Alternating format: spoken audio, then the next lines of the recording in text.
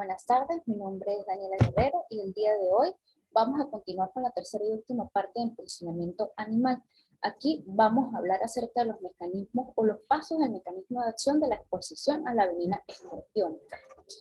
Primero, debemos aclarar que la avenina escorpiónica posee múltiples toxinas. Entre estas tenemos las cardiotoxinas, nefrotoxinas, neurotoxinas, toxina hemolítica, glucosaminoglucanos, la fosfodiesterasa, fosfolipasa, péptidos, que van a aumentar la producción de bradicimina y múltiples células proinflamatorias. Esto el mecanismo de acción es que va a actuar sobre los canales iónicos voltaje dependientes, específicamente del sodio, potasio, calcio y cloro, que van a modificar o alterar la permeabilidad iónica de la membrana celular excitable del sistema nervioso, del sistema glandular o del sistema muscular. Ellos van a estar encargados de aumentar, por tanto, generar cambios, como por ejemplo la neurotoxina, que en su fase de alfa-toxina es capaz de actuar sobre los canales de sodio voltaje dependientes y que van a producir o aumentar el periodo o prolongar el potencial de acción y la despolarización. Esto con la finalidad de actuar en las terminaciones nerviosas, en las terminales nerviosas postsinápticas, postganglionares, para la liberación de neurotransmisores. Y la alfa-toxina que va a actuar bloqueando los canales de potasio. Para ser un poco más específicos, por ejemplo, en el músculo del miocardio, la avenina va a actuar actúa en las terminaciones nerviosas y va a generar un cambio en lo que son los receptores alfa-adrenérgicos. Esto va a aumentar de manera excesiva la producción de catecolaminas e incluso de acetilcolina. Entonces, este aumento de catecolaminas va a generar aumento de la vasoconstricción periférica, aumento del retorno venoso, aumento de la resistencia vascular periférica, que van a generar hipertensión arterial aguda de naturaleza adrenérgica, así como taquiarritmias. Las más frecuentes es la taquicardia sinusal severa. También podemos observar lo que es un aumento de la poscarga y daño por hipoperfusión celular. Esto va a conllevar a la miocarditis tóxica, a isquemia, a una injuria cardíaca, y también cabe destacar de que este aumento de la presión sistólica, junto con una disminución aguda y súbita de la compliancia del ventrículo izquierdo, va a ser capaz de disminuir el vaciamiento de la diástole.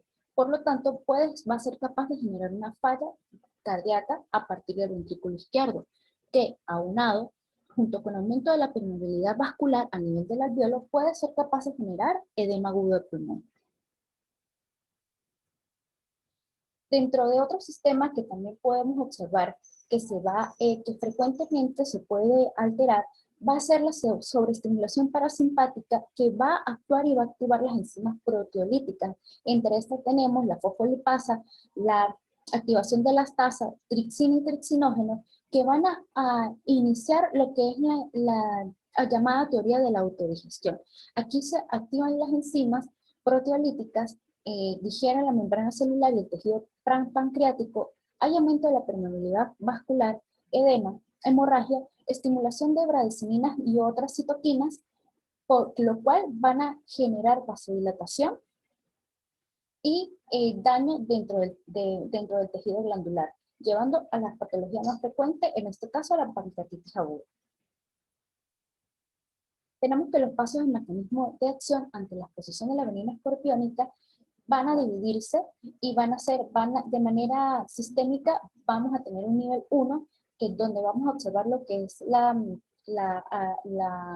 el mecanismo a nivel del sistema nervioso periférico, simpático y parasimpático, por la liberación de estas catecolaminas o de estos neurotransmisores. Por lo cual va a existir una acción colinérgica por la estimulación de la acetilcolina y de tipo adrenérgico por la adrenalina o noradrenalina. Existe un nivel 2 donde continúa avanzando lo que es la acción de la avenina y va a ejercer una acción directa sobre las células excitables, especialmente sobre la bomba sodio-potasio, impidiendo la repolarización, como ya les había comentado anteriormente, donde intenta prolongar la fase de despolarización a través del potencial de acción, impidiendo que se cierren los canales de sodio. Por tanto, esto hay un aumento de la permeabilidad vascular, especialmente la pulmonar, y puede existir una sobrecarga hemodinámica debido a esta falla del ventrículo izquierdo y aumento de la presión arterial y aumento del retorno venoso. El nivel 3 se trata de la acción enzimática que se ejerce a nivel del sistema hematológico. Aquí se produce lo que es un aumento del factor 10 y va a alterar lo que son los factores de coagulación. Este aumento conlleva igualmente a la interferencia o el aumento en la producción de la acción aumento en la producción de la trombina, generando un efecto protrombótico. Y el nivel 4, que es una acción inflamatoria donde hay un aumento de las bradicininas y de las citoquinas, por ejemplo, de la interleuquina 1, de la interleuquina 6, la 8, la 10 y el factor de necrosis tumoral alfa y óxido nítrico. Las manifestaciones clínicas tenemos que clasificarlas de acuerdo a su gravedad. Para esto tiene importancia para la administración del tratamiento. Vamos a tener solamente síntomas locales, donde puede solamente darse manifestaciones a nivel cutáneo, donde tenemos el dolor, eritema, cambios de coloración, solo sin alteraciones de la clínica de la amilasa y de la glicemia. Aquí hay que aclarar un aspecto en cuanto a la glicemia, debido a que esta va a ser capaz de alterarse, debido a que la adenina es capaz de actuar en las sustancias o en los neurotransmisores llamados la tirosineasa. Esto va a actuar sobre los receptores de la insulina, generando hipoinsulinemia. Cuando existe esta hipoinsulinemia, aumenta lo que es el ácido láctico en el músculo esquelético y va a facilitar la producción, va a facilitar el proceso de lipólisis, es decir, la liberación de ácidos grasos, y de la glucogenólisis, aumento de la producción de glicemia. Así, además del cuadro clínico donde puede existir pancreatitis, también va a haber hiperglicemia, pero no tanto por el factor de la pancreatitis, sino por acción directa de la adenina. Tenemos los casos leves donde además de las manifestaciones cutáneas, vamos a ver manifestaciones leves de tipo colinérgicas y adrenérgicas. Puede ser náuseas, vómitos, dolor abdominal, bradicardia, cialorrea. Y se puede comenzar a ver elevación leve de la glicemia y amilasa. Cuando es moderado, vamos a ver, persisten los síntomas sistémicos colinérgicos y adrenérgicos de miosis o midriasis, así como sudoración excesiva, cialorrea, puede o no haber dolor abdominal, evacuaciones líquidas, palidez cutánea mucosa. Y aquí vamos a observar la persistencia o un aumento mucho mayor de la glicemia y de la amilasa. Y en cuanto a la fase severa, aquí vamos a encontrar ya a un paciente que tiene manifestaciones cardiovasculares, edema agudo de pulmón, crisis hipertensiva e incluso que comúnmente que se presente taquiarritmias, inestabilidad hemodinámica y un estado de shock. Aquí vamos a observar que hay un aumento mucho más grave de la amilasa y de la glicemia. En cuanto a los laboratorios, tenemos que es importante y dar prioridad a la paraclínica como la amilasa, la glicemia y las enzimas cardíacas, recordando de que se puede producir tanto las taquiarritmias como la isquemia miocárdica. El electrocardiograma, igualmente para verificar signos de síndrome coronario, de isquemia, y sugestiva más que todo también buscando las taquiarritmias. El ecocardiograma para verificar si existe o no la disfunción del ventrículo izquierdo, que comúnmente se presenta, la rayos X de tórax para buscar signos de la congestión pulmonar, que también se puede presentar en los casos severos. En cuanto al tratamiento, este va a depender de la clasificación clínica en el que se encuentra el paciente. Si es un caso leve, donde solo tenemos manifestaciones cutáneas, donde hay manifestaciones colinérgicas y adrenérgicas leves, que se puede presentar ya sea una u otra o una combinación de ambas, podemos tener, y con una amilasa y una glicemia normal, se van a aplicar 2 ampollas de suero antiescorpiónico. Lo que estamos hablando es de que cada ampolla neutraliza 1 miligramo de la adenina. Y en los casos leves se va a manejar de 1 a 2 miligramos para neutralizar de 1 a 2 miligramos de venina escorpiónica. En el caso moderado, tenemos que ya podemos evidenciar la persistencia de la parte colinérgica y adrenérgica dado por miosis o midriasis, así como elevación de glicemia y elevación de amilasa. Aquí vamos a manejar, ya que necesitamos neutralizar 3 miligramos de la venina escorpiónica, por lo tanto, se van a aplicar, se tendría que aplicar las 3 ampollas. Y en el caso severo, donde ya tenemos taquiarritmias, tenemos ya injuria cardíaca y donde podemos evidenciar inestabilidad hemodinámica o crisis hipertensiva y que persiste la amilasa y amilasa y glicemia elevadas, de aquí vamos a manejar que es mayor a los 4 miligramos de suero de la venina escorpiónica. Por lo tanto, aquí podemos administrar de igualmente 4 miligramos de suero antiescorpiónico, ya que un miligramo de la venina es neutralizada por 1 miligramo del suero. Esta se puede diluir en 250 cc de solución 0,9 a pasar en 30 minutos. Y tenemos que evaluar en 6 horas. A las 6 horas, si persiste, podemos ir aplicando suero antiescorpiónico, pero ya a 1 miligramo intentamos neutralizar 1 miligramo de la venina y volvemos a reevaluar. Esta valoración puede emplearse sobre todo en una observación de 24 horas para verificar, porque los síntomas cuando revierte puede durar en menos de 24 horas y se puede regresar al paciente. En cuanto a las medidas generales, siempre al paciente se debe dejar en dieta absoluta. Debemos dejar una hidratación parenteral de base con solución fisiológica al 0,9%, siempre y cuando el paciente no esté en una falla cardíaca del ventrículo izquierdo o en congestión pulmonar. El uso de ANES para el manejo del dolor por manifestación cutánea. Si hay uso de diuréticos tipo ASA para depletar volumen ante la congestión pulmonar y la falla del ventrículo izquierdo. Si el paciente se encuentra en shock, el uso de vasopresores. Y en dado caso de que presente manifestaciones de tipo colinérgicas como una bradicardia severa o todo lo opuesto con en el manejo de la taquicardia severa con el uso de beta-bloqueantes en dado caso de que el paciente presente la taquiarritmia o la taquicardia sinusal severa. En cuanto al empollamiento arácnido, tenemos que con mayor frecuencia se van a presentar lo que es los arácnidos junto con los escorpiónicos y las garrapatas, son el grupo de los artrópodos que tienen mayor importancia médica.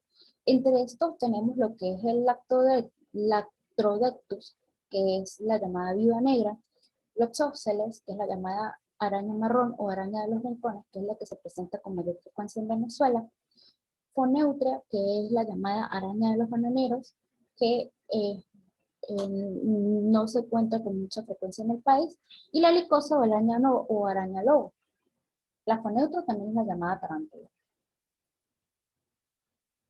En cuanto a esto, tenemos de que existe un aracnidismo necrótico, que es la manifestación cutánea, que es generada o producida por el género Los óxeles, y tenemos el aracnidismo sistémico, las cuales, como su nombre lo indica, son todas las manifestaciones que se van a presentar a nivel sistémico, y esta va a estar ocasionada por el género Lactrodectus o el Foneutria. Por lo tanto, se van a clasificar de acuerdo a esto. Puede existir, donde vamos a ver la fase dermonecrótica, donde va a existir dolor, sensación de parestesia, edema, lesiones ya de tipo equimóticas o tipo ampolla violácea. Una vesícula cerebrohemática también se puede presentar, finalmente para terminar en una escala necrótica y úlceras locales. Y la fase o el aracnidismo cutáneo visceral, donde igualmente vamos a observar manifestaciones cutáneas y además de esto vamos a observar manifestaciones sistémicas como náuseas, vómitos, cefalea, fiebre, mialgias, artralgias, dificultad para respirar, ictericia, e incluso podemos observar hematuria e injuria renal aguda. Tenemos entonces de que el mecanismo de acción de la venina del arácnido, por ejemplo de los oxoxeles, se va a caracterizar porque hay una liberación excesiva de interleuquinas. En este caso, la interleuquina 1, interleuquina 6, interleuquina 8, interleuquina 10, factor de necrosis tumoral alfa. También va a estar inducida porque hay una liberación de lo que es la hialuronidasa y lo que es la esfingomielinasa D, que es como la toxina más importante dentro de esta venina. Y la inducción de liberación de la E-selectina. ¿Qué es lo que causa la E-selectina? Es la activación del complemento y de la quimiotaxis de polimorfonucleares y plaquetas. La esfingomielinasa D va a causar lo que es la lisis de la esfingomielina dentro del eritrocito, y la hialuronidasa va a causar lesión de la membrana basal. Esto a su vez también va a causar aumento del óxido nítrico, relajación muscular del tejido endotelial y que puede llevar a diversas manifestaciones clínicas. Tenemos entonces que lo más importante es de que la esfingomielinasa D, cuando genera este daño a nivel del eritrocito y junto con la activación del complemento, va a llevar a un daño celular sistémico y a vasculitis, lo que conlleva a la dermonecrosis. Esta dermonecrosis va a generar áreas de isquemia y a su vez a la formación de trombos, a la liberación de ceramidas y lo que es la degeneración de paredes vasculares, que conlleva a elevadas zonas hemorrágicas y a progresión y a extensión de la lesión.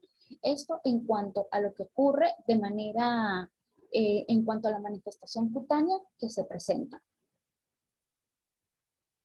Recordando entonces que por esto mismo tiene un efecto proteolítico, hemolítico y coagulante. Lo que es la viscerocutánea, lo que continúa esa actividad hemolítica que ya se presentó a nivel cutáneo, y la esfingomielinasa D va a generar hemólisis, la lesión del endotelio, la sobreestimulación de los mediadores inflamatorios llevando a una CID. Esta coagulación intravascular diseminada es una de las principales causas de muerte, así como la injuria renal aguda, que si no es tratada adecuadamente, que incluso bajo tratamientos agresivos con terapia de sustitución renal, también es una de las causas de la muerte del paciente. En cuanto a los efectos locales, entonces vamos a visualizar de que la más agresiva es el gloxocelismo, donde vamos a ver el edema, la quimosis y las áreas de necrosis y de ulceración a nivel local. El lactodectismo también se va a producir dolor y edema, pero no produce la necrosis y solamente va a generar el eritema y el área quimótica. Y el coneutrismo, que también va a producir dolor, edema y eritema con sensaciones de parestesia locales. En cuanto al efecto sistémico, tenemos que el lactodectismo se caracteriza porque su componente más importante son las neurotoxinas, que van a generar un síndrome neurotóxico. Este se caracteriza porque puede existir excitabilidad, insomnio, ansiedad, midriasis, agitación psicomotriz, fasciculaciones musculares y alteraciones de la marcha. Esto también viene acompañado de efectos adrenérgicos, donde puede haber hipertensión, taquicardia, arritmias cardíacas, pero no es lo más frecuente. También vamos a ver diaforesis y piloerección, además de la manifestación cutánea del edema y del dolor de la lesión, y manifestaciones gastrointestinales, pero no es lo más frecuente. En esta predomina lo que es el síndrome neurotóxico. En el oxocelismo, como yo lo había hablado anteriormente, va a generar esa fase dermonecrótica, donde predomina la manifestación cutánea, que sea por fascitis necrotizante y dependiendo también de la extensión de la lesión. Manifestaciones gastrointestinales, aquí predomina las náuseas, vómitos y el dolor abdominal, y a nivel cardiovascular por la fase hemolítica, donde va a existir alteración de los factores de coagulación, provocando la CID y otro tipo de manifestaciones, ya sea por trombocitopenia o anemia severa. Y el foneutrismo, donde se caracteriza también por la parte neurológica, pero en esta podemos observar priapismo, movimientos tonicoclónicos e incluso el coma. Y en las manifestaciones gastrointestinales podemos observar vómitos, evacuaciones líquidas, cialorrea y dolor abdominal.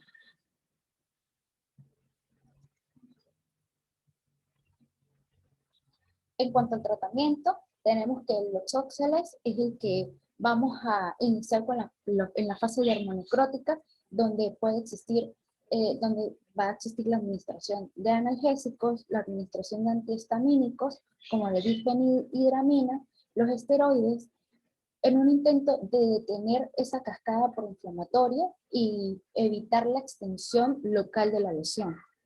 En casos, tenemos que, de manera sistémica, continuamos con los esteroides sistémicos y la hidratación parenteral, así como el suero antiarácnido. Este suero antiarácnido va a neutralizar lo que son, de la fase o en el caso leve, de 75 a 375 dosis de mínimas necrotizantes. Esto en lo que son los casos leves, solamente en el caso leve. Y en los casos graves vamos a buscar que se va a neutralizar lo que es de 375 a 750 de las dosis mínimas necrotizantes de este tipo de venina. En cuanto al foneutria, tenemos que igualmente lo que es el manejo de la manifestación cutánea local y en dado caso de moderados a severos, la administración del suero antiarácnido, que en los casos moderados se puede aplicar de 150 a 300 dosis mínimas necrotizantes y en las graves de 375 a 750 dosis mínimas necrotizantes. Y en el lactrodectus se administra, además del suero antiarácnido, vamos a utilizar el gluconato de calcio al 10%, en base a que estamos buscando detener la manifestación neuromuscular que se presenta en el paciente, ya que, como ya se había dicho anteriormente, en este síndrome neurotóxico se caracteriza porque van a existir temblores, fasciculaciones musculares, hiperreflexa, contractura muscular, que generalmente, por su mecanismo de acción, hay una disminución del calcio, hay una disminución del calcio intracelular y se sugiere o se recomienda la administración de este tipo de fármacos. En cuanto a los himenópteros, aquí estamos hablando acerca de lo que es el emposionamiento por avispas, abejorros y avispas. Este tiene un mecanismo de acción de que dentro de su venina va a existir múltiples toxinas. Entre estos tenemos la hialuronidasa, fosfolipasa, histamina, lo que es péptidos, apamina y el péptido de granulador de mastocitos. Este tipo de venina va a generar manifestaciones sistémicas y manifestaciones locales. Dentro de las manifestaciones locales tenemos lo que es el típico abón eritematoso, acompañado de dolor prurito en el sitio de la picadura, la irritación, y esto se puede resolver generalmente de 12 a 24 horas, y que puede llegar o no a requerir tratamiento. En cuanto a las manifestaciones sistémicas, va a persistir dependiendo de la extensión de las manifestaciones locales. Si estas manifestaciones también son, si son múltiples, también va a generar manifestaciones sistémicas. Aquí podemos encontrar el shock anafiláctico, tenemos el edema neurótico, cefalea, contracturas musculares, rhabdomiólisis, hipertensión, agitación, convulsión y taquiarritmias e injuria cardíaca. Dentro de esto tenemos lo que es el tratamiento, tenemos lo que es el manejo del dolor, manejo de lo que es la reacción de hipersensibilidad, ya sea con antihistamínicos y esteroides de acción rápida. Tenemos que en caso de la reacción anafiláctica severa, el uso de adrenalina, en dado caso de que nos encontremos ante un shock o edema neurótico, y las manifestaciones respiratorias que también pueden llegar a presentarse, como que pueden generar alivio de estas manifestaciones, tenemos el uso de broncodilatadores beta-adrenérgicos. Y en dado caso de que exista radiomiólisis y dismenorrea renal aguda, tenemos que el uso de terapia de sustitución renal. Igualmente tenemos los miriápodos. En cuanto a los miriápodos, tenemos lo que es la venina por los llamados, de manera coloquial, lo que es sin pies y mil pies. Esto tenemos que el mecanismo de acción también van a tener múltiples toxinas que van a, tienen toxinas hemolíticas y aminas biogénicas. En el caso de CMPS, este también va a generar una manifestación netamente local y cutánea, y su tratamiento es netamente cutáneo o local, en dado que sea necesario con el uso de analgésicos, antihistamínicos y corticosteroides. Y en pies también se considera de que tiene múltiples sustancias como péptidos, hialuronidasa, fosfolipasa dentro de su esquema de toxinas que van a generar lesiones cutáneas, dado por parestesias, dolor, eritema, edema, y que puede generar un tipo de coloración parda en el sitio de la lesión. Esto también va a ser netamente local, cutáneo, no hay manifestaciones sistémicas, y el tratamiento es para esta área, para esta manifestación cutánea: analgesia, antihistamínico y corticosteroides. Gracias.